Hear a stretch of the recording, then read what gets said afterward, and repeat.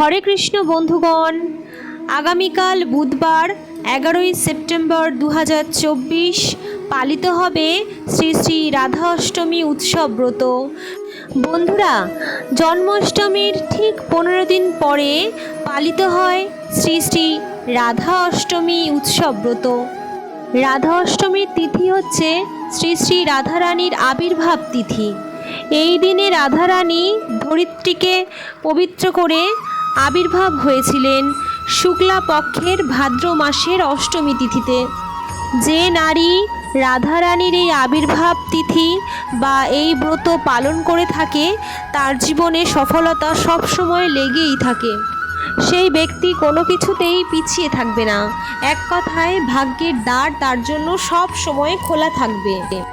তবে যেই ব্যক্তি এই রাধা অষ্টমী পালন করিবে না, তার শতকর্ম ভালো থাকা সত্ত্বেও সে কিন্তু নরক হতে নিষ্কৃত পাবে না। তারা চিরতর এই নরকে পতিত হবেন। তাই হরে কৃষ্ণ, সকল ভক্তবৃন্দ অবশ্যই কালকে রাধা অষ্টমীর ব্রতটি অবশ্যই পালন করবেন। এই বছর 2024-এ শ্রী শ্রী রাধা অষ্টমী পালিত হবে 11ই সেপ্টেম্বর বুধবার। আমরা প্রত্যেকেই রাধা অষ্টমী পালন করব। আশা করি সকল হরে কৃষ্ণ ভক্তবৃন্দরাও এই দিনে উপবাস করবেন এবং রাধা অষ্টমী অবশ্যই পালন করবেন। আর আমরা সকলেই জানি শ্রী শ্রী রাধারানী আবির্ভূত হয়েছিলেন দিনের আলোতে, যার জন্য আমরা বেলা 12টার সময় শ্রী শ্রী রাধারানীকে অভিষেক করে তার প্রিয় ফুল অর্পণ করে রাধারানীর চরণে রাধা অষ্টমীর যে স্তোত্র পাঠ তা করিব। আর অবশ্যই রাধাকৃষ্ণ যুগল ফটোতে কিংবা যুগল মূর্তিতে আপনারা কিন্তু পূজা করবেন। রাধার প্রিয় ফল হচ্ছে আতা এবং যে কোনো টাটকা রসালোযুক্ত ফল, যেরকম আপেল, নাশপাতি, আঙুর, বেদানা, এগুলো আপনারা অর্পণ করতে পারেন।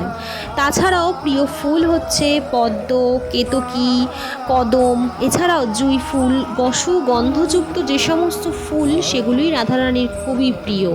তো আপনারা সকলেই আপনাদের মনের মতোভাবে সাজিয়ে রাধারানীকে অর্পণ করে পুজো দেবেন। এবং সবথেকে প্রিয় জিনিস রাধারানী যেটা খেতে ভালোবাসতেন তা হলো কচুরমুখী। আমরা সকলেই খাই কিংবা সকলেই জানি, চিনি, সেটা অবশ্যই রাধারানীকে অর্পণ করবেন। আর মিষ্টান্ন জাতীয় জিনিসও রাধারানী খুবই ভালোবাসেন।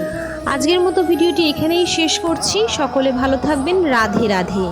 আর আমার ভিডিওটি ভালো লাগলে অবশ্যই সাবস্ক্রাইব করে আমার চ্যানেলটিকে আমার পাশে থাকবেন, এরকম নতুন নতুন ভিডিও আরও পেতে। ধন্যবাদ।